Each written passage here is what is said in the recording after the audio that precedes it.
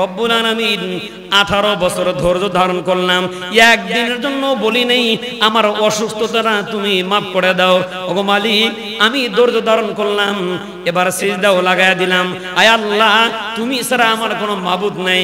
মালিক তার কথা কোরআনে হাকিমে রেকর্ড করে দিলেন, ওয়া আইয়ুবা ইজনাদা রাব্বাহু আন্নী মাসসানিয়াদ-দুররু ওয়া আনতা আরহামুর রাহিমিন। কয় বছর পরে? 18 বছর পরে দুয়ার ধরন কি সিজদা দিয়ে কয়, আল্লাহ আমি বড় বিপদে, তুমি বড় দয়াবান। কত বছর পরে? 18টা বছর গেল, একবারের জন্য বলি নাই আল্লাহ তুমি আমারে মাফ করে দাও, আল্লাহ অসুস্থতা দূর করে দাও। আয় আল্লাহ, গতকাল থেকে লক্ষ্য করতেছি গোটা শরীর পোকায় খায় শেষ করে দিল, আমার জিহ্বাটা এখনো বাকি ছিল। জিহ্বা দিয়া 18 বছর তোমরা তাসবিহ জপলাম, এখন লক্ষ্য করে দেখি মুখের ভিতরে পোকা লাগে যাইতেছে। আয় আল্লাহ, আমি সুবহান শব্দ উচ্চারণ কোন জিহ্বা দিয়ে করব? ওগো মালিক, আমার জিহ্বাটারে বাঁচিয়ে রাখো, জিহ্বা যেন পোকায় না খায়। আল্লাহ তাআলা ফেরেশতাদেরকে ডাক দিয়ে কয়, 18 বছর ধৈর্যের ফসল আমার পয়গম্বর সিজদায় পড়ে আছে, রহমতের বৃষ্টি নাজিল করে দে। বৃষ্টি নাজিল হয়ে গেল।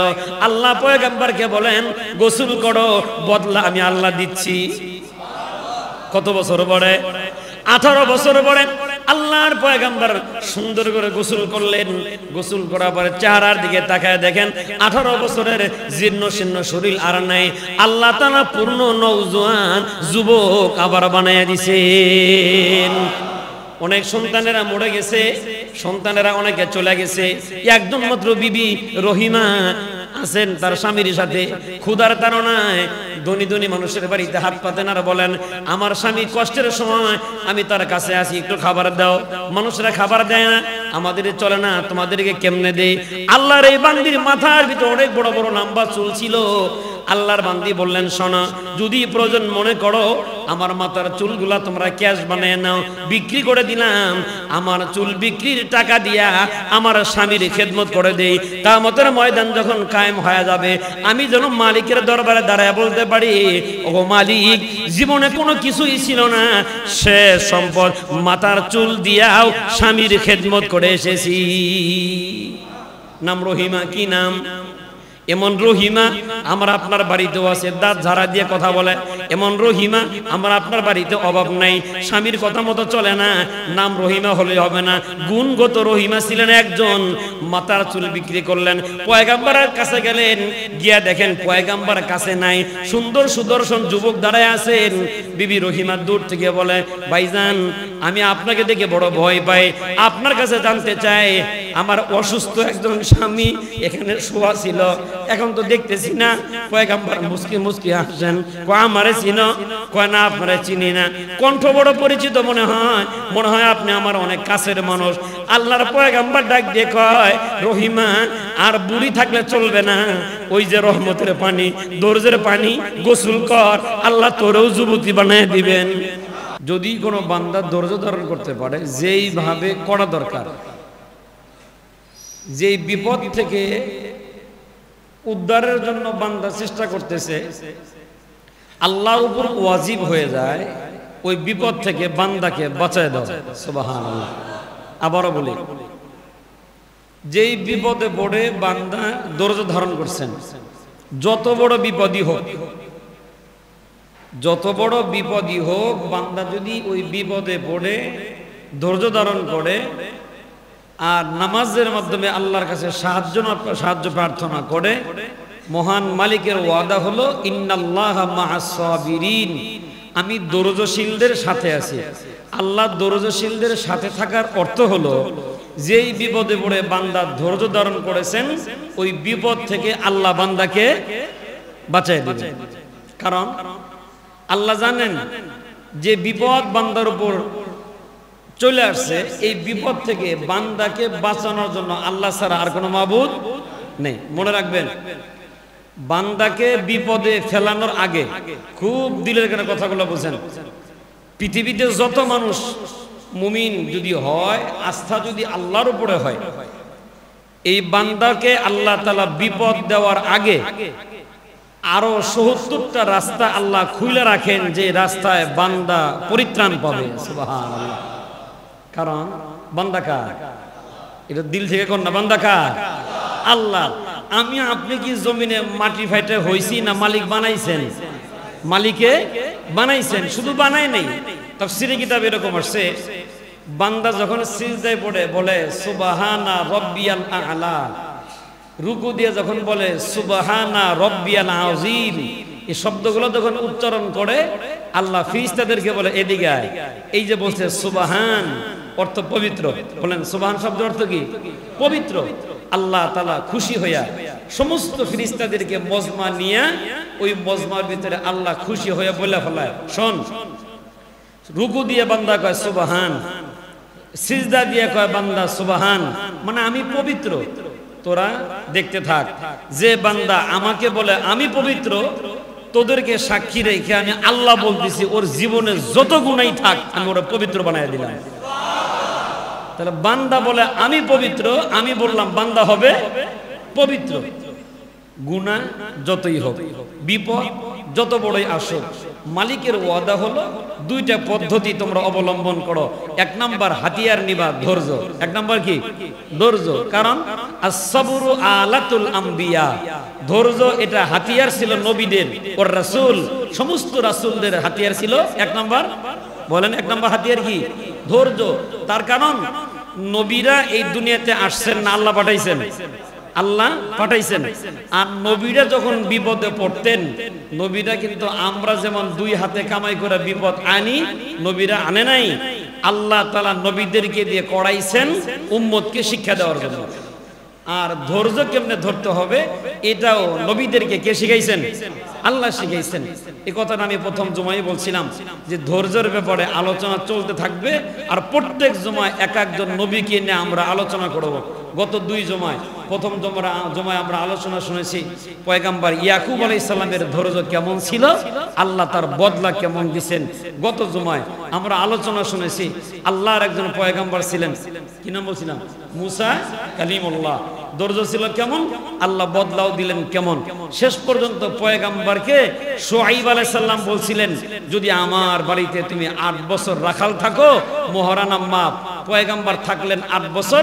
পয়গাম্বর হাদিয়া স্বরূপ ধৈর্যের পরীক্ষায় পাস, 2টা বকরি আর 2টা উট দিয়ে বললেন, এটা তোমার ধৈর্য হিসাবে আমি হাদিয়া দিলাম। তবে মনে রাখবা, এর পেটে থেকে যে বাচ্চাগুলো হবে, কপালে যদি লাল চিহ্ন দেখো, এই বাচ্চা তোমার। আর যদি অন্য কালার হয় তাহলে আমার। ঠিকই দেখা গেল পরবর্তী বছর একটা উটের বাচ্চা হয় 1টা করে, আল্লাহ দিলেন বরকত, বাচ্চা হয় 4টা করে। আর 4টার ভিতরে 3টার কপালে লাল চিহ্ন, মানে আর একটা অন্য কালার, মানে একটা হলো শুআইব আলাইহিস সালামের আর আরেকটা হলো মুসা কালিমুল্লাহ। তাহলে সম্পদ বাড়লো না কমলো? বলেন তো কিসের ফসল? মিষ্টি হয়েছে তো নাকি? কারণ বেটা মার্ডার কেসের আসামি, বিনা চালানে ব্যবসা করে বউ পাইছে, 1 টাকাও দেওয়া লাগে না, মোহরানা মাপ, আবার মালের মালিকও হইতেছে। 8 বছর যখন পার হয়ে গেছে, পয়গম্বর শুআইব আলাইহিস সালাম বলেন, আরো থাকবা? একটু বুদ্ধি করে কন, আপনার মনে কি কয়? থাকবো না ভাগবো? থাকবো। থাকলে মাল বেড়ে যায়। প্রতি বছর 4টা 5টা করে বাচ্চার মালিক হইতেছে, উটের বাচ্চা। এখন পয়গম্বর হাসে। শুআইব আলাইহিস সালাম বলে, কিছু বললা না যে? হাসি দিয়ে কেউ কি বুঝেন না যে আরো থাকবো? সুবহানাল্লাহ। আর শুআইব আলাইহিস সালাম বড় খুশি, কথা আরো 2 বছর। আপনার যতদিন মনে চায় ততদিন আপনি আমাকে রাখতে পারেন। সুবহানাল্লাহ। এখন পয়গম্বর মুসা কালিমুল্লাহ আকাশের দিকে তাকায় কয়, আমার যে মেজাজ 7 দিন 7 রাত না খায়া হাইটা মাদায়না আসছিলাম, যদি আমার মেজাজ গরম দেখায় যদি ভাগ্যে যেতাম গা, তাহলে তো মাগনা বউ পাইতাম না, মহারানাও মাপ হইতো না, এত সম্পদের মালিকও হইতে পারতাম না। শেষ পর্যন্ত যখন 10 বছর বড় হয়ে গেছে, শুআইব আলাইহিস সালাম আরো খুশি হইয়া লাঠি আনছে। লাঠি আইনা কয়, 10 বছর আরো 2 বছর যে বেশি ধৈর্য ধারণ করে থাকলা, এতে আমি আরো খুশি। ধরো এই যে লাঠি তোমারে দিয়ে দিলাম। সুবহানাল্লাহ। কি দিছেন? বর্তমান সময়ে বিবাহের সময় কোন শ্বশুর যদি জামাই মশাইরে লাঠি দেয়, নিব না? নিব। হাতে নিয়ে বলবো যে শ্বশুর মশাই দিছেন, পাইছি, আপনারা আবার হাদিয়া দিলাম, যত্ন করে রাখেন, বুড়া বয়সে ভিক্ষা করে খাই। বিয়ে করলে মানুষের দেয় মোটর সাইকেল, আর আপনি দিছেন লাঠি। কিন্তু পয়গম্বর মুসা কালিমুল্লাহ, রব্বে কারিম বলেন তুমি ধৈর্য ধারণ করেছিলা, আমি খুশি, পয়গম্বর শুআইবও খুশি, হাদিয়া যেটা দিছে এটা নিয়ে নাও, কামে লাগবো। সুবহানাল্লাহ। কেমন কামে লাগলো? পরবর্তীতে ধৈর্য ধারণ করার কারণে পাইলেন লাঠি, যুদ্ধ লাগলো, ঝগড়া লাগলো ফেরাউনের বংশের সাথে। আল্লাহ তাআলা বললেন শ্বশুরবাড়ির সালামি তো আছে, ধৈর্য ধরে পাইছিলা কি না? লাঠি সারো জমিনে, পয়গম্বর ছাড়লেন লাঠি, হয়ে গেল সাপ। আর এক বিপদ, ফেরাউন করলো তারা লোহিত সাগরের সামনে। পয়গম্বর যখন হতাশ হবেন ভাব, আল্লাহ ডাক দিয়ে টেনশন করার কারণ নাই, ধৈর্যের হাতিয়ার তোমার হাতে আছে, নাম লাঠি, টেনশন করা লাগবে না, মারো সাগরের ভিতরে। পয়গম্বর ধৈর্যের হাতিয়ার মারলেন সাগরে। রাস্তা দরকার ছিল একটা, আল্লাহ রাস্তা বানায় দিয়েছেন 12টা। এই কথাটাই মালিক বলেন, ইয়া আইয়ুহাল্লাযীনা আমানুস্তাঈনু বিস-সাবরি ওয়াস-সালাহ ইন্নাল্লাহা মা'আস-সাবিরিন। মহান মালিক ডাকতে বলেন, গোলাম শোনো, তোমরা যত বড় বিপদে পড়ো আসমানের দিকে তাকাও, মনে রাখবা ওই বিপদ থেকে বাঁচায় দেওয়ার মতো একজন মহান মালিক তোমার আছেন, যার নাম আল্লাহ। বিপদ যত বড়, ধৈর্য যদি তোমার সুন্দর হয়, মালিকের উপর আস্থা যদি বড় সুন্দর হয়, নামাজে দাঁড়ায় যাও, সুবহান সুবহান বলো, সুবহানা রব্বিয়াল আযীম বলো, সুবহানা রব্বিয়াল আ'লা বলো, আর সিজদা দিয়ে মালিকের তাসবিহ জপো। যেই বিপদে পড়ে সাহায্য চাইলা, মন থেকে বলা লাগবে, মুখ দিয়ে বলার আগেই আমি আল্লাহ তোমার সাথী হয়ে যাই। সুবহানাল্লাহ। আল্লাহ কোনো বান্দার সাথী হয়ে যাওয়ার অর্থ হলো, যেই বিপদে পড়ে বান্দা সাহায্য প্রার্থনা করলেন, মহান মালিক ফেরেশতাদেরকে ডাক দিয়ে বলে, শোনো, আমি বান্দার সাথে থাকার অর্থ হলো আমার বান্দা যেই বিপদে পড়ে সাহায্য প্রার্থনা করলো, আমার উপর ওয়াজিব হয়ে যায় বান্দাকে বাঁচাইয়া দেওয়া। আজকে শুনতেছি আল্লাহর আরো একজন পয়গম্বর সাইয়্যিদিনা আইয়ুব আলাইহিস সালাতু ওয়াস সালাম, পয়গম্বরের ধৈর্য কেমন, আল্লাহ পয়গম্বরের বদলা দিলেন কেমন। এই কথাগুলো বলার উদ্দেশ্য কিচ্ছা বলা না, উদ্দেশ্য হলো নবীদের জীবনী থেকে শিক্ষা নেওয়া, যে ওরকম বিপদ তো আল্লাহ আমাকে দেয়ই নেই, যতটুকু আসছে সেখান থেকে শিক্ষা নিয়ে আমাকেও ধৈর্য ধারণ করতেই হবে। আল্লাহর একজন পয়গম্বর, এই পৃথিবীতে যত পয়গম্বর ছিলেন প্রত্যেকটা পয়গম্বরকে আল্লাহ তাআলা মালের পরীক্ষা নিতেন, দারিদ্রতা দিয়া। কিন্তু পয়গম্বর, যে পয়গম্বরকে নিয়ে আজকে আমরা আলোচনা শুনতেছি, এই পয়গম্বরকে আল্লাহ তাআলা এত বেশি মহব্বত আর ভালোবাসতেন, হযরত আইয়ুবকে। পৃথিবীতে এমন কোন নবী নাই যে নবীর উপরে আল্লাহ তাআলা দিনার এবং দিরহামের বৃষ্টি বর্ষণ করছেন, অথচ পয়গম্বর আইয়ুব আলাইহিস সালামের জন্য আল্লাহ তাআলা আসমান থেকে দিনার এবং দিরহামের বৃষ্টি বর্ষণ করছেন, বৃষ্টি। আর বলছেন তোমার যত লাগে তত নাও। আর বন্ধু বান্ধব এসে হাত পাচ্ছেন, পয়গম্বর বস্তা ভরে ভরে হাদিয়া দিচ্ছেন। আল্লাহ তাআলা পয়গম্বরের ধৈর্যের পরীক্ষা নিতে চাইলেন, আল্লাহ তাআলা দিলেন দারিদ্রতা। কেমন দারিদ্র আসার আগে দিলেন অসুস্থতা, আর অসুস্থ হলে দেখবেন মালের কোনো প্রয়োজন আর পড়ে না, আপনি খাইতেই পারেন না, ব্যাংক ব্যালেন্সের টাকা থেকে লাভ আছে, খাইতেই পারেন না, ছয়তলা বাড়িতে করবেন কি, খাইতেই পারেন না, ব্যবসা দিয়ে করবেন কি। আর যদি কোনো কিছুই নেই কিন্তু খাবার ভরা প্লেট সামনে দিলে জম্মের মতো খাওয়া চলে, এই লোকটা সবচেয়ে সুখী মানুষ, এই লোকটা সবচেয়ে সুখী মানুষ। পয়গম্বরের ধৈর্যের পরীক্ষা নিলেন আল্লাহ তাআলা কিভাবে? পয়গম্বরের গায়ে আল্লাহ তাআলা দুরারোগ্য ব্যাধি দিলেন, অসুস্থতা। অসুস্থ যখন চলে আসছে, গায়ে দিয়ে দুর্গন্ধ, সমাজের মানুষ বলে আইয়ুব গ্রাম সাইডে অন্যত্র চলে যাও। পয়গম্বর চিন্তা করলেন, আমাকে যদি গ্রামের মানুষ বোঝা মনে করে করুক, তবে আল্লাহর দুনিয়া অনেক লম্বা। সুবহানাল্লাহ।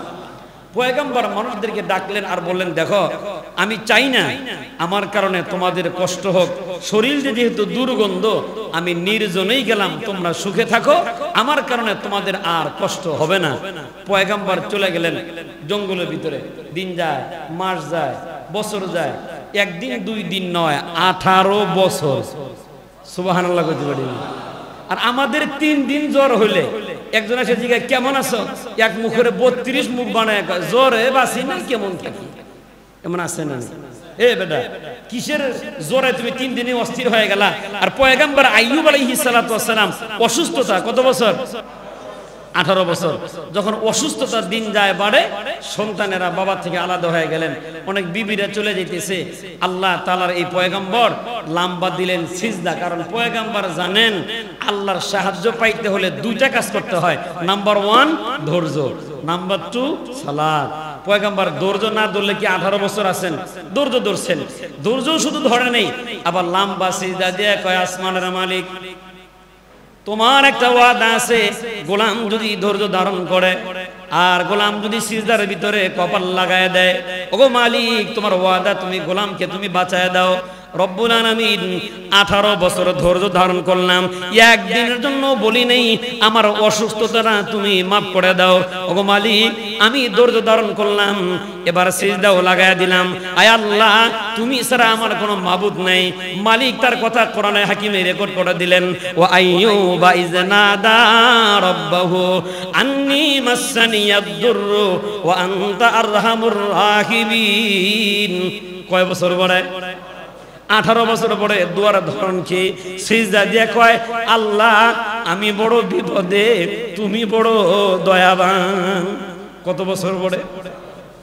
18টা বছর গেল, একবারের জন্য বলি নাই আল্লাহ তুমি আমারে মাফ করে দাও, আল্লাহ অসুস্থতা দূর করে দাও। আয় আল্লাহ গতকাল থেকে লক্ষ্য করতেছি গোটা শরীর পোকায় খায় শেষ করে দিল, আমার জিহ্বাটা এখনো বাকি ছিল। জিহ্বা দিয়া 18 বছর তোমরা তাসবিহ জপলাম, এখন লক্ষ্য করে দেখি মুখের ভিতরে পোকা লেগে যাইতেছে। আয় আল্লাহ আমি সুবহান শব্দ উচ্চারণ কোন জিহ্বা দিয়ে করব? ওগো মালিক আমার জিহ্বাটারে বাঁচিয়ে রাখো, জিহ্বা যেন পোকায় না খায়। আল্লাহ তাআলা ফেরেশতাদেরকে ডাক দিয়ে কয়, 18 বছর ধৈর্যের ফসল আমার পয়গম্বর সিজদায় পড়ে আছে, রহমতের বৃষ্টি নাজিল করে দে। বৃষ্টি নাজিল হয়ে গেল। আল্লাহ পয়গম্বরকে বলেন গোসল করো, বদলা আমি আল্লাহ দিচ্ছি। কত বছর পরে? 18 বছর পরে আল্লাহর পয়গম্বর সুন্দর করে গোসল করলেন। গোসল করার পরে চেহারার দিকে তাকায় দেখেন 18 বছরের জীর্ণ শীর্ণ শরীর আর নাই, আল্লাহ তাআলা পূর্ণ নওজোয়ান যুবক আবার বানায়া দিয়েছেন। অনেক সন্তানেরা মরে গেছে, সন্তানেরা অনেকে চলে গেছে, একজন মাত্র বিবি রহিমা আছেন তার স্বামীর সাথে। ক্ষুধার তাড়নায় ধনী ধনী মানুষের বাড়িতে হাত পাতেন আর বলেন, আমার স্বামী কষ্টের সময় আমি তার কাছে আসি, একটু খাবার দাও। মানুষরা খাবার দেয় না, আমাদের চলে না, তোমাদেরকে কেমনে দেই? আল্লাহর এই বান্দির মাথার ভিতরে অনেক বড় বড় লম্বা চুল ছিল। আল্লাহর বান্দি বললেন, শোনো, যদি প্রয়োজন মনে করো আমার মাথার চুলগুলা তোমরা ক্যাশ বানিয়ে নাও, বিক্রি করে দিলাম, আমার চুল বিক্রির টাকা দিয়া আমার স্বামীর খেদমত করে দেই। কিয়ামতের ময়দান যখন কায়েম হয়ে যাবে, আমি যেন মালিকের দরবারে দাঁড়ায় বলতে পারি, ওগো মালিক জীবনে কোনো কিছুই ছিল না, শেষ সম্পদ মাথার চুল দিয়াও স্বামীর খেদমত করে এসেছি। নাম রহিমা। কি নাম? এমন রহিমা আমার আপনার বাড়িতেও আছে, দাঁত ঝাড়া দিয়ে কথা বলে। এমন রহিমা আমার আপনার বাড়িতে অভাব নাই, স্বামীর কথা মতো চলে না। নাম রহিমা হলে হবে না, গুণগত রহিমা ছিলেন একজন। মাথার চুল বিক্রি করলেন, পয়গম্বরের কাছে গেলেন, গিয়া দেখেন পয়গম্বর কাছে নাই, সুন্দর সুদর্শন যুবক দাঁড়ায় আছেন। বিবি রহিমা দূর থেকে বলে, ভাইজান আমি আপনাকে দেখে বড় ভয় পাই, আপনার কাছে জানতে চাই আমার অসুস্থ একজন স্বামী এখানে শোয়া ছিল, এখন তো দেখতেছি না। পয়গম্বর মুস্কি মুস্কি হাসেন, কয় আমারে চিনো? কয় না আপনারে চিনি না। কণ্ঠ বড় পরিচিত মনে হয় আপনি আমার অনেক কাছের মানুষ। আল্লাহর পয়গম্বর ডাক দিয়ে কয়, রহিমা আর বুড়ি থাকলে চলবে না, ওই যে রহমতের পানি, দরজের পানি, গোসল কর, আল্লাহ তোরেও যুবতী বানায় দিবেন। আল্লাহর বান্দি ঝর্ণার কাছে গেলেন, দেখতেছেন মিষ্টি পানি, গোসল করলেন, গায়ে লাগায়, চেহারা লাগায়। আল্লাহ রাব্বুল আলামিন ফেরেশতাদেরকে ডাক দিয়ে বলেন, পয়গম্বরকে জওয়ান বানায়া দিলা আমার পয়গম্বরের খেদমত করার কারণে। পয়গম্বর তার বিবির উপরে বড় রাজি। বিবি ধৈর্য ধারণ করলেন, স্বামী আর স্ত্রীর আমল কবুল করে নিলাম, তাড়াতাড়ি যা রহিমাকেও পূর্ণ যুবতী বানাইয়া দাও। বাজান বুঝে থাকলে বলেন কিসের ফসল? কথা কয় না, কিসের ফসল? দরজের ফসল। পয়গম্বর পাইলেন কয় বছর পরে? বলেন কয় বছর পরে? তাহলে আজকের পরে থেকে যদি আল্লাহ তাআলা অসুস্থতা দিয়ে দেন, হতাশ হইবেন না, ধৈর্য ধরবেন। যদি অসুখ হয়ে যায়, রোড অ্যাক্সিডেন্টে হাত পা হারায়া যায়, হতাশ না হইয়া আকাশের দিকে তাকায় বলবেন, ওগো মালিক আমি আইয়ুবের চাইতে অনেক ভালো আছি। কত বছর? 18। আর আমার 2, 4, 5 দিন, 15 দিন, 20 দিন, এজন্য বিপদ যত বড়ই হোক হতাশ হওয়া যাবে না। তখন আকাশের দিকে তাকাইবেন আর বলবেন, আল্লাহ আইয়ুব না 18 বছর পরও তুমি তার ডাকে সাড়া দিছিলা, আমি তো অল্প দিন ধরে, আমার ধৈর্যের পরীক্ষা নিও না, ঈমান আমার এমনি দুর্বল, মালিক মাফ করে দাও। দেখবেন মাফ করে দেওয়ার মালিক, মাফ করে দেওয়ার মালিক আল্লাহ। তবে কথা বলার ধরনটা নবীদের মতোই হওয়া চাই। বক্তব্য কেমন ছিল? রব্বি আন্নী মাসানিয়াদ-দুর, আয় আল্লাহ আমি বড় বিপদে, ওয়া আনতা আরহামুর রাহিমিন, তুমি বড় দয়াবান। কি মায়ার কথা, আমি বিপদে তুমি দয়াবান। মালিক বুঝে ফেলাইছে আমি ছাড়া আইয়ুবের আর কেউ। ভালো করে বুঝে থাকলে বলবেন, 18 বছরের বিপদ আল্লাহ তাআলা দিলেন, ধৈর্যের পরীক্ষা আইয়ুব পাস করলেন, দোয়া করার সাথে সাথে কবুল করে নিলেন কে? এজন্য যত বড় বিপদ হোক, সন্তান বিপদগামী হয়ে গেছে, আপনার কথা মানে না, হতাশ হওয়া যাবে না, ধৈর্য ধারণ করেন।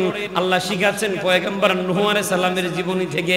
পয়গম্বর কিস্তির ভিতরে উঠে পড়লেন, চোখের সামনে দেখে নিজের সন্তান নবুয়ত রিসালাত না মাইনা সাগরের ভিতরে হাবুডুবু খাইতেছে, মানে জাহান্নামী হয়ে যাইতেছে। আল্লাহর পয়গম্বর সন্তানকে ডাক দিয়া বললেন, ইয়া বুনাইয়ারকাব মা'ানা ওয়ালা তাকুম মাল কাফিরিন। পয়গম্বর তার সন্তানকে ডাক দেন আর বলেন, এ সন্তান নবুয়ত মানো, আমার নৌকায় ওঠো, আমার কিস্তির ভিতরে উঠে পড়ো, তুমি পরিত্রাণ পাইতে চাইলে আমার সাথে চলে আসো। বাবার কাছে সন্তানের মহব্বত আছে না নাই? আল্লাহ রাব্বুল আমিন পয়গম্বরকে ডাক দেয়া কয়, নূহ শোনো, তোমার এই ছেলে তোমার নবুয়ত মানে নাই, তোমার কালেমাও পড়ে না, বরং তোমার ছেলের বক্তব্য তুমি ভালো করে শোনো। পয়গম্বরের ছেলে এবার বক্তব্য দেয়, ক্বালা সাআবি ইলা জাবাল ইয়াসিমুনি মিনাল মা। আব্বা আপনার নৌকায় ওঠার আমার কোনো প্রয়োজন নাই। ক্বালা সাআবি ইলা জাবাল, ওই যে উঁচু পাহাড়, আমি পাহাড়ের উপর আশ্রয় নেব, পাহাড় আমাকে বাঁচায় দিবে। নাউজুবিল্লাহ। তাহলে পয়গম্বর তো হতাশ হয়ে যাওয়ার কথা, হারে ছেলে আমার জাহান্নামী হয়ে গেল, আমার কথা তো সন্তান মানেই না। পয়গম্বর হতাশ না হইয়া ছেলেকে বুঝাইতেছে কি বইলা, এ বেটা ভালো করে শোনো, সন্তানকে পয়গম্বর মোহাব্বতের নজরে সন্তানের দিকে বারবার তাকায়, দুই দিক থেকে ঢেউ আসে, দুই ঢেউয়ের মাঝখানে সন্তান, বাবা নৌকা থেকে সন্তান মরে যাওয়ার দৃশ্য দেখতেছেন, আর বলে, ক্বালা লা আসিমাল ইয়াউমা মিন আমরিল্লাহি ইল্লা মান রাহিম। এ বেটা শোনো, আজকে আল্লাহর দয়া ছাড়া কেউ। এখান থেকে কি বোঝা যায়? সন্তান যদি বিপদগামী হয়, ওর সাথে রাগ না হইয়া ওরে বুঝাও। ওরে কি করো? হতাশ হয়ে যায় না, সন্তান বুঝি জাহান্নামী হয়ে গেল, এমন হতাশ না হইয়া মালিকের দরবারে সফর্দ করো, ও মালিক বাচ্চা দেওয়ার মালিক তুমি, নেওয়ার মালিক তুমি, আমার বাচ্চাটা ধর্মান্তরিত হয়ে যাইতেছে। সন্তানকে বুঝান, বড় আলেমের কাছে নিয়ে যান। মনে রাখবেন বাজান, দুনিয়ার জমিনে যদি কামারের দোকানে যান, কামারের দোকানে কিছু না বানাইলেও কয়লা পোড়ার গ্রান নাকে লাগার সম্ভাবনা। আর যদি আতর বিক্রি করেন ওলার কাছে যান, আতরের দোকানে কাজ দিয়ে গড়েন, আতর না কিনলেও গ্রান পাওয়ার সম্ভাবনা আছে। এই জন্য সন্তান যদি বিপদগামী হয়ে যায়, সন্তানকে শাসন করবেন কম, বুঝাইবেন বেশি, কোনো আলেমদের কাছে নিয়ে যাইবেন, হাত লাগাইবেন মাথার উপরে, আর বলবেন দোয়া করে দেন, দোয়া করে দেন। যেমনটা দোয়া পয়গম্বর নূহ আলাইহিস সালাম সন্তানকে ডাকে আর বলে, ক্বালা সাহাবি ইলা জাবাল, এ বেটা আশ্রয় নিবা পাহাড়ের ভিতরে, লা আসিমাল ইয়াউমা মিন আমরিল্লাহি ইল্লা মান রাহিম। আল্লাহর দয়া ছাড়া আজকে কেউ বাঁচবে না। তুমি বুঝাইতেছেন পয়গম্বর। এখন আল্লাহ রাব্বুল আলামিন বলেন, তোমার চেষ্টা শেষ, আর বোঝানোর দরকার নাই, এই ছেলে হেদায়েত পাবে না।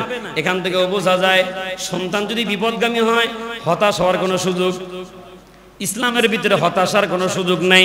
বান্দা যত বড় বিপদ সামনে দেখুক, বান্দা যদি বলে আমি ধৈর্য ধারণ করলাম, বাঁচায় দেওয়ার মালিক আল্লাহ। বিপদে পড়ে বান্দা যদি নামাজের ভিতরে দাঁড়ায় যায়, মহান মালিক বলেন, ইন্নাল্লাহা মা'আস সাবিরিন, বান্দা ধৈর্য ধরলেই আমি তার সাথেই আছি। যত বড় বিপদই বলেন, অসুস্থতা, আইয়ুবের কথা স্মরণ করবেন, দারিদ্রতা চলে আসছে, বহুত পয়গম্বর এরকম ছিলেন, বাড়িতে খালি খাবারও ছিল না, পেটে ক্ষুধা, আমরা আপনার নবীর কথা স্মরণ করবেন, তাহলে দেখবেন যে ধৈর্য অটোমেটিক মোড়ের ভিতরে আইসা যাবে ইনশাআল্লাহ। আল্লাহ। যদি ধৈর্য সুন্দর হয় বদলা কত দামের হয় দেখেন, যত বড় ধৈর্য বদলাও তত দামের হয়। আল্লাহর পয়গম্বরের কাছের সাহাবীর নাম আবু বকর। এই সাহাবীর মেজাজ নরম না গরম? প্রত্যেক জুমার ভিতরে সানি খুতবায় আমরা শুনি আরহামু উম্মতি বি উম্মতি আবু বকর, নবীজির উম্মতের ভিতরে সবচেয়ে রহম দিলওয়ালা নাম আবু বকর। কি নাম? আবু বকর। দেখেন কেমন ধৈর্য। হিজরতের বেশ কিছুদিন আগে আল্লাহ নবী সাহাবীদেরকে বললেন অচিরেই মালিকের পক্ষ থেকে হিজরতের নির্দেশনা আসবে, তোমরা যার যার মতো শুরু করে দাও। কেউ আবিসিনিয়ায় এক একজন এক এক দেশে হিজরত শুরু করে দিয়েছেন।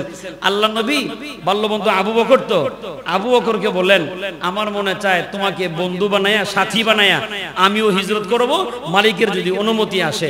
এতটুকুন কথা বলছেন। আবু বকর বাড়িতে গেলেন। রিওয়ায়াত দুইটা, একটা হলো 4 বছর 4 মাস আর একটা হলো 6 মাস। আবু বকর সিদ্দিক রাদিয়াল্লাহু তাআলা বলেন আমি সারা রাত ঘুমাইনি, সারা রাত ঘুমাই নেই। কেন? ঘুমের সাথে আমার যুদ্ধ, আর আমি ধৈর্য ধারণ করলাম কখন নবী আসবে। একটু শব্দ হলে দরজা খুলে দেখি নবী না, এমনি শব্দ। এইভাবে ধৈর্য ধারণ করলেন। ধৈর্য ধারণ করার ফজিলত কি হলো? আল্লাহ নবীর সামনে আদো আদো প্লাবিত জ্যোৎস্না রাত গল্প হচ্ছে স্ত্রীর সাথে, এটাও সুন্নাত। মনে রাখবেন জ্যোৎস্না রাত্রে ছাদের উপরে যান। গরিব মানুষ, ছাদ নাই তো কি হয়েছে, আসমান তো ছাদ আছে না নাই? খোলা আসমানের নিচে বিবি সামনে নিয়ে বসবেন জ্যোৎস্না রাত্রে, আকাশের দিকে তাকাইবেন আর বিবি সাহেবের সাথে হাসি খুশি গল্প করবেন, এটাও সুন্নাত। এটাও কি জ্যোৎস্না রাত্রে বিবি সাহেবের সাথে গল্প করা সুন্নাত। আর আমরা তো গল্প করি বাবির সাথে, গল্প করি বিয়ানের লগে, আর বউর লগে টাইম নেই, খবর নেই। দেখেন সবাই ফোন করলে পরে বউর লগে যদি ফোন করে 2 মিনিট আলাপই শেষ, আর আলাপই খুঁজে পায় না। আর বিয়ানের লগে আলাপ শুরু করলে 40 মিনিট কখন যায় মোবাইল গরম হয় খবর নাই। এই কারণে বউরের সময় দিবেন। জ্যোৎস্না রাত গল্প হচ্ছে আল্লাহ নবীজির সাথে আম্মা জান আয়েশা সিদ্দিকার। হঠাৎ করে নবী দেখতেছেন আয়েশা সিদ্দিকা কি যেন গুনতেছেন রাদিয়াল্লাহু তাআলা আনহা, বলতেছেন 1 2 3 4 5 গুনতেছেন। আল্লাহ নবী বলেন আয়েশা কি গুনলা? আম্মা জান আয়েশা সিদ্দিকা রাদিয়াল্লাহু তাআলা আনহা বলেন ওগো নবী জ্যোৎস্না রাত ওই আকাশের তারকাগুলা গুনতেছিলাম, তারকা গুনি। আল্লাহ নবী বলেন ওগো আয়েশা কয়টা গুনছো? গুনলে শেষ করা যায় না, একটা গুনলে আরেকটা গুনতে গুনতে পেছ লাগা যায়, গুনা সম্ভব। আল্লাহ নবী ডাকতে বলেন তাহলে কতগুলো হইতে পারে আন্দাজ করতে পারো? আম্মা জান আয়েশা সিদ্দিকা রাদিয়াল্লাহু তাআলা আনহা বলেন আসমানের তারকার সংখ্যা আমি আয়েশা কেন আমার বাবা আবু বকরও জানে না। আল্লাহ নবী ডাকতে বলেন কিছু একটা বুঝাইতে চাইতেছ মনে হয়। তার কারণ আয়েশা সিদ্দিকা রাদিয়াল্লাহু তাআলা আনহা অনেক মেধাবিনী, অনেক জ্ঞানী মহিলা ছিলেন। কত বড় তার সম্পর্কে খুতবাতুল আহকামের ভিতরে পাওয়া যায় ওয়া কানাত আয়েশা রাদিয়াল্লাহু তাআলা আনহা তুফতি ইনদা খিলাফাতি আবি বকর ওয়া ওমর। আবু বকর এবং ওমরের আমলনামায় ফতোয়া বোর্ডের চেয়ারম্যান ছিলেন হযরত আয়েশা সিদ্দিকা রাদিয়াল্লাহু তাআলা আনহা। মেধা কম না বেশি? এত মেধা। আয়েশা সিদ্দিকার দিকে নবী তাকায় বলেন এই রাত্রিতে তারকা গণনা করো, মনে হয় কিছু একটা বললা। আম্মা জান ডাক দেয়া বলেন ওগো নবী যে আমি জানতে চাইতেছি আসমানের তারকা গোনা যায় না, এখন জানতে চাই পৃথিবীর জমিনে কি এমন কোন মুমিন পাওয়া যাবে যেই মুমিনের আমলনামায় আসমানের তারকা সমান সওয়াব আছে? আল্লাহ নবী বলেন আমি আগেই জানতাম যে এরকম একটা প্রশ্ন তুমি করতে পারো। হ্যাঁ আছে। আয়েশা সিদ্দিকা খুব খুশি যে হুজুরের তো নাম বলে দিবে। আল্লাহ নবী ডাক দেয়া বলেন ওগো আয়েশা শোনো, আল্লাহর আসমানের ভিতরে তারকা রাজির সংখ্যা আছে যত, আমার একজন উম্মত আছে তার আমলনামায় সওয়াবের সংখ্যা হলো তত। আম্মা জান বলেন নাম বলেন, নাম বলেন। আল্লাহ নবী বলেন ওই সাহাবীর নাম হলো হযরত ওমর। আয়েশা সিদ্দিকা রাদিয়াল্লাহু তাআলা আনহার মুখটা মলিন হয়ে গেছে। কেন? মনে মনে তার ইচ্ছে ছিল আমার আব্বা আবু বকরের নাম কইব। তার কারণ আপনার বউ যদি বাড়িতে এক মুখের 32 মুখ বানায় রাখে, বলকের একটা তাবিজ আমি আপনাকে শিখিয়ে দেই, আপনি বউয়ের সামনে শ্বশুর বাড়ির প্রশংসা করবেন, ঠিক হয়ে যাবে। বুঝেন নাই মনে হয় আমার কথা? মানে শ্বশুর বাড়ির প্রশংসা বউয়ের কাছে করলে সে যত খুশি হয়, 2 লাখ টাকা দিল এত খুশি। এজন্য মাঝে মাঝে এমনি কইবেন যারা আমি না চাইতে পাইছিলাম একজন শ্বশুর, অথচ করলাম আর কা জীবনে কিচ্ছু দেয় না, হ্যাঁ খালি নেওয়ার তালে থাকে। এমন শ্বশুর আছে না অনেক। এ কতদিন আগে বিয়ে করছেন, বাঙ্গা একটা সাইকেলও দেয় না, টাকার অভাব নাই, 6 তলা বাড়ির মালিক, জীবনে কোনোদিন ফোন করে কয় না যে বাবা এমবি মিনিট লাগলে আমি তুলে দিই। এমন বকিল আসে না কিছু শ্বশুর। কিন্তু এরপরও বউর মন জয় করার জন্য কইবেন মাশাআল্লাহ, আল্লাহ একজন আমার শ্বশুর মিলিয়ে দিয়েছেন পৃথিবীতে ওয়ান পিস, যার কোনো ফটোকপি হয় না, তাহলে দেখবেন বাড়িতে এমনি শান্তি পাবেন। তাবিজ একটা দিয়ে দিলাম, শ্বশুর বাড়ির প্রশংসা করলে কে খুশি হয়? বউ খুশি হয়। এজন্য আয়েশা সিদ্দিকার ভিতরে তো মহিলা মানুষ তো তবিয়ত তো একই।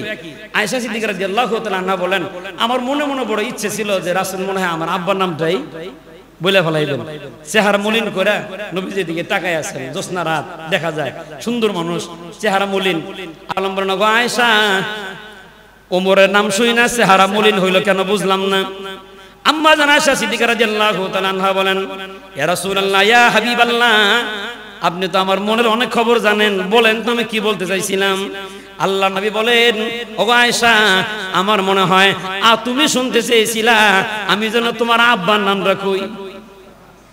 ওহন মুসকি হাসে, জি আমি চাইছিলাম যে আপনি যেন আমার আব্বার নামটাই বলে ফেলান।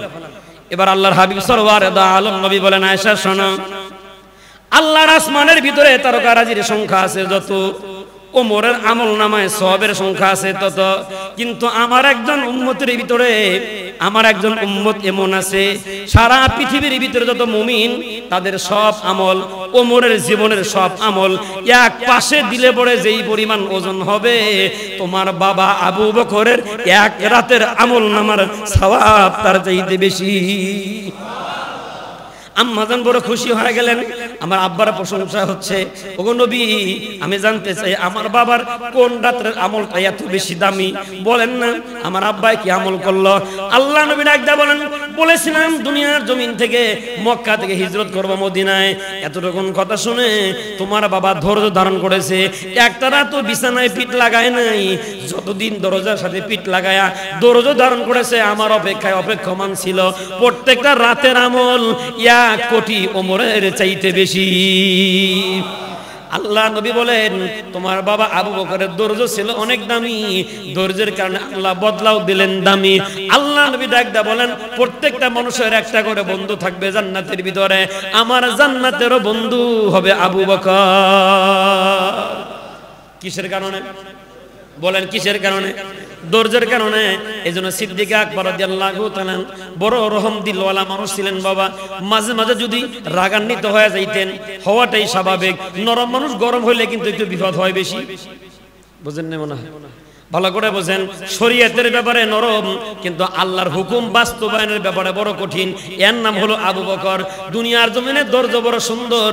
আল্লাহ তাআলা হযরত আবু বকরের কথা কোরআনের ইনডাইরেক্ট আয়াতের ভিতরে নাজিল করে দিলেন, সুবহানাল্লাহ।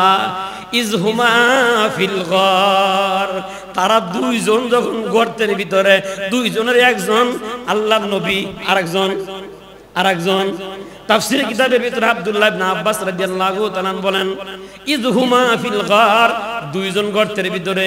ডাইরেক্ট আল্লাহ কইতে চাইছেন, নাম কইলে ওমর কষ্ট পাবে, নাম বললাম না। ইযহুমা, হুমার জমির আবু বকরের দিকে ধাক্কা দিয়ে দেন। আবু বকরের কথা কোরআন কারীমের ভিতরে পাওয়া যায়। কেন? আবু বকরের ধৈর্য আর একটা ধৈর্য কেমন ছিল? সাপে কাটলো, রক্ত জ্বলে, সাপের যন্ত্রণায় চোখ দিয়ে পানি পড়ে, নবীরে জিগায় না, ডাকে না, নবীরে বলে না সাপে আমাকে কামড় দিল। কি পরিমাণ ধৈর্য ধারণ করলে পড়ে এমন বদলা পাওয়া সম্ভব?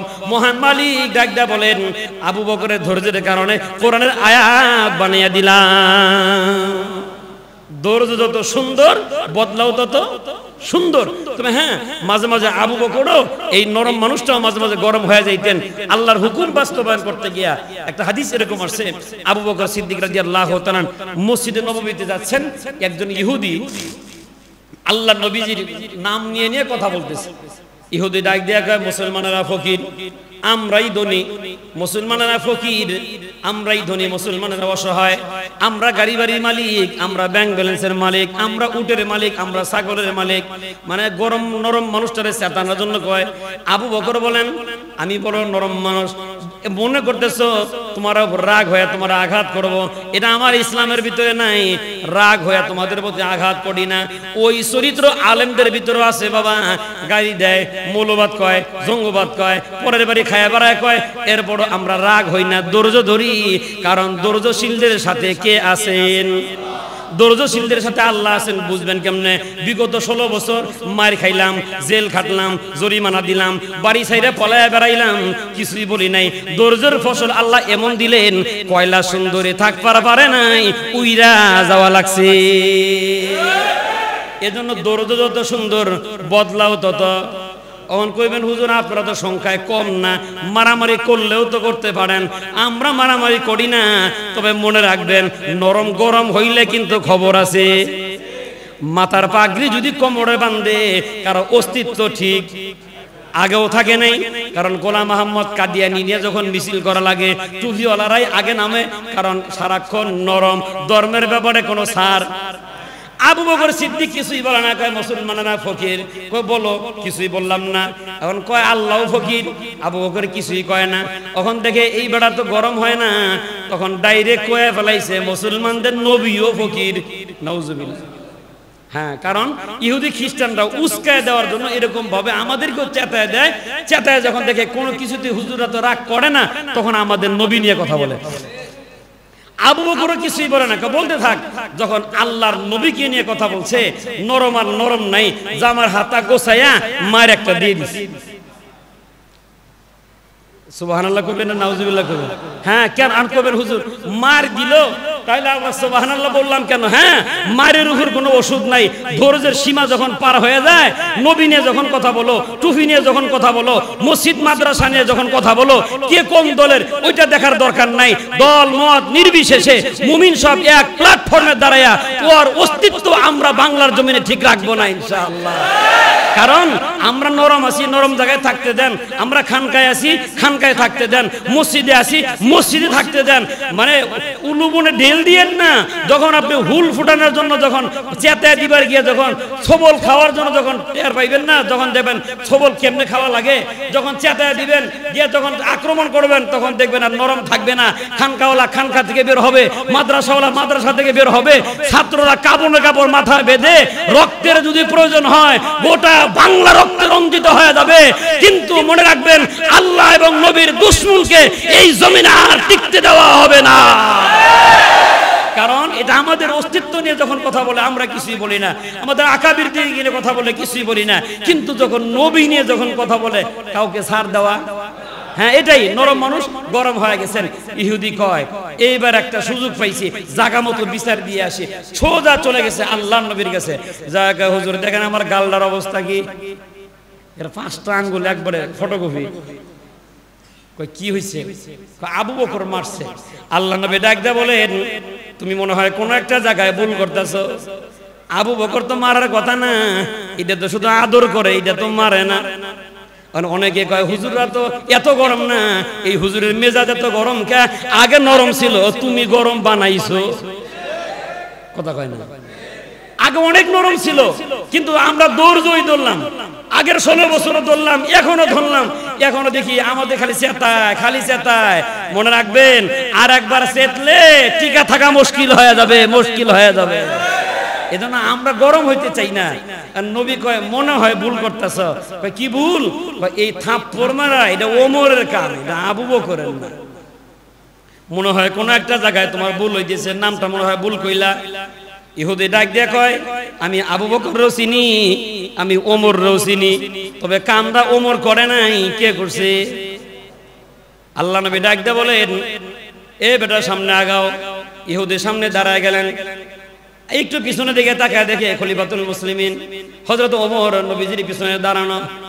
এমনি ভয় পেয়েছে, একটা তো আবু বকর মারছে, ওইটা যদি ওমর শুনে তো আর একটা মারবো।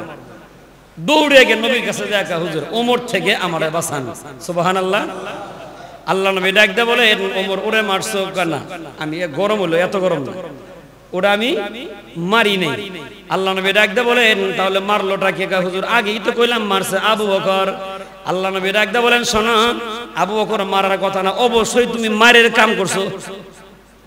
যদি দেখেন যে কোনো হুজুর গরম বক্তব্য দিছে, তাহলে অবশ্যই মনে করবেন গরম বক্তব্যের পিছনে কোনো কারণ আছে। খলিফাতুল মুসলিমিন হযরত ওমর আমি মারি নাই। আল্লাহ নবী বলেন ওমর দেখো তো আবু বকর কই? হযরত আবু বকর এখনো রাগ থামেই নেই। আল্লাহ নবীর কাছে আসছে, আয়েশাকে হুজুর বেয়াদবি মাফ করবেন, রাগটা কি বেশি উঠে গেছিল, মেরে দিছে। নরম মানুষ কি হইছে? হ্যাঁ, আল্লাহ নবী বললেন তোমার তো মারার কথা না, কারণ তুমি তো রহম দিলওয়ালা, অনেক নরম মানুষ, গরম কোনো সময় হও না, মারলা কেন? হুজুর ওরে জিজ্ঞেস, আমি যে মার দিলাম ওরে জিজ্ঞেস, ও কোক, আমার কিছু করার দরকার নেই। আল্লাহ নবী ডাক দেয়া বলেন তুমি মার খাওয়ার পেছনে কারণ তুমি নিজেই কও। ইহুদি ডাক দিয়ে কয় আবু বকর রে কোন, হ্যাঁ চিন্তা করতেছে আগের মায়ের খাইছে আবার কয়ে কি আবার খামুনি, কি চালাক দেখেন। খলিফাতুল মুসলিমিন আবু বকর সিদ্দিক দাঁড়ায় কয় ইয়া রাসূলুল্লাহ ইয়া হাবিবাল্লাহ, আসতেছিলাম মসজিদে নববীর ভিতরে, এই বেটা দাঁড়ায় কয় আল্লাহ ফকির, কিছুই কইলাম না, তুই আল্লাহরে গালি দিছস আল্লাহই বুঝবো, আমার টেনশন করা দরকার নেই। এরপরে কয় মুসলমানেরা ফকির হকলে কোগা কয়ে তুই মজা পেলে পা, আমি ফকির মাইনা নিলাম, ধৈর্য ধারণ করলাম। কিন্তু ধৈর্যের বাচ্চা তখন ভাঙ্গা গেল যখন ইহুদি দাঁড়ায় কয় মুসলমানদের নবী ও ফকির, মেজাজ আর চেক দেয় নাই, মাইরা দিছি। এটা শুই না ইহুদি কয় আমি এটা কই নাই। কি কয়? নবী আপনি যে ফকির এমন কথা আমি বলি নাই। তাহলে আবু বকরের নাম হলো সিদ্দিক, সিদ্দিক তো আর থাকে না, মিথ্যাবাদী প্রমাণিত হয়। খলিফাতুল মুসলিমিন জামার হাতা গোছায়, নবী কইছে সিদ্দিক, তুই কস মিথ্যাবাদী। বুঝেন কিছু বুঝেন? আল্লাহ নবী কইছেন আবু বকরের নাম সিদ্দিক, আর তুই কস আবু বকর মিথ্যা কথা কইছে, তোর মায়ের হইব। আল্লাহ রাব্বুল আমিন জিবরাইলকে ডাক দিয়ে কয় আগে তো মায়ের খাইছে, বেটা তো মুসলমান হয়ে যাবে, ও মোরে থামা, জিবরাইল তাড়াতাড়ি যা, আবু বকরের সত্যবাদিতা প্রমাণ কর। আর আবু বকরের সিদ্দিককে টিকায় রাখার জন্য আসমান থেকে আমি আল্লাহ কোরআনের আয়াত নাজিল করে দিলাম। আল্লাহ রাব্বুল আমিন জিবরাইলকে ডাক দিয়ে বলেন তাড়াতাড়ি যা, আমি আল্লাহ আয়াত নাযিল করে দিলাম। লাকাদ সামিআল্লাহু কাওলাল্লাযীনা ক্বালু ইন্নাল্লাহা ফাকীর। ও কইছে যে আল্লাহ এবং তার নবী ফকির, আমি আল্লাহ শুনছি। আবু বকর সত্যবাদী, ইহুদি নবীর পাও জড়ায় দিয়েছে। আমি কি জানতাম যে আয়াত নাযিল হইব? কয় বুঝে ফেলছি আপনি সাধারণ কোনো মানুষ না, আপনার সাহাবী আবু বকর সিদ্দিক 100% সিদ্দিক, এটা প্রমাণ হয়ে গেল, কোরআনের আয়াত নাজিল হয়ে গেল। আর দেরি করলে চলবে না, আপনি আমাকে কালেমা পড়ায়া মুসলমান বানাইয়া দেন। আল্লাহ নবী ডাক দেয়া বলেন আবু বকর তুমি ধৈর্য ধারণ করেছিলা, আল্লাহ তাআলা ধৈর্যের বদলা হিসাবে আর একটা মজার তথ্য শোনাই। আল্লাহকে গালি দিল, ওরে তুমি মারো নাই, মুমিনকে গালি দিল, ওরে তুমি মারো নাই। মনে রাখবা আল্লাহকে যখন গালি দিছে তুমি ধৈর্য ধারণ করার কারণে আল্লাহ তাআলা তোমার আমলনামায় সওয়াব তো দিবেন, আর তোমার জন্য ফেরেশতারা দোয়া করতেছিলেন। এজন্য বিপদে পড়ে বান্দা যখন ধৈর্য ধরে ওই বান্দার জন্য ফেরেশতারাও দোয়া করে, আর আল্লাহ ওরে বাঁচাও। সুবহানাল্লাহ কোন, আল্লাহ ওরে বাঁচায় দাও, মালিক তোমার বান্দা বিপদে পড়ে গেছে, দোয়া করতেছে, আল্লাহ তোমার বান্দাকে বাঁচায় দাও। এজন্য বিপদ যত বড়ই হোক হতাশ হওয়া যাবে না। আল্লাহ তাআলা আমাদের সবাইকে যেন বালা এবং মুসিবতের সময় ধৈর্য ধারণ করার তৌফিক দান করেন। আগামী জুমায় আবার দেখা হবে ইনশাআল্লাহ, যদি আল্লাহ হায়াতে বাঁচায় রাখেন। হায়াত শেষ হয়ে গেলে আল্লাহ তাআলা ঈমান নিয়ে যেন কবর যাওয়ার তৌফিক দান করেন। আলোচ্য বিষয় ধৈর্যের ফল অনেক মিষ্টি হয়। আল্লাহ তাআলা আমাদের সবাইকে পাহাড় সমপরিমাণ ধৈর্য যেন রাখার তৌফিক দান করেন। বিশেষ করে মা বোন যারা আছে তাদেরকেও বুঝাইবেন, সংসারের অভাব অনটন, দ্রব্যমূল্যের ঊর্ধ্বগতি, ভালো বাজার করতে পারি না, ধৈর্য ধরো, ধৈর্য ধরো, নামাজের আমল চালাইতে থাকো, দেখবা বদলা কে দিবেন বলবো আগামী জুমায় ইনশাআল্লাহ। ততক্ষণ রব্বে কারিমের কাছে সকলে সিহাত আফিয়াত কামনা করে আজকে এ পর্যন্তই। ওমা তৌফিক ইল্লা বিল্লাহ।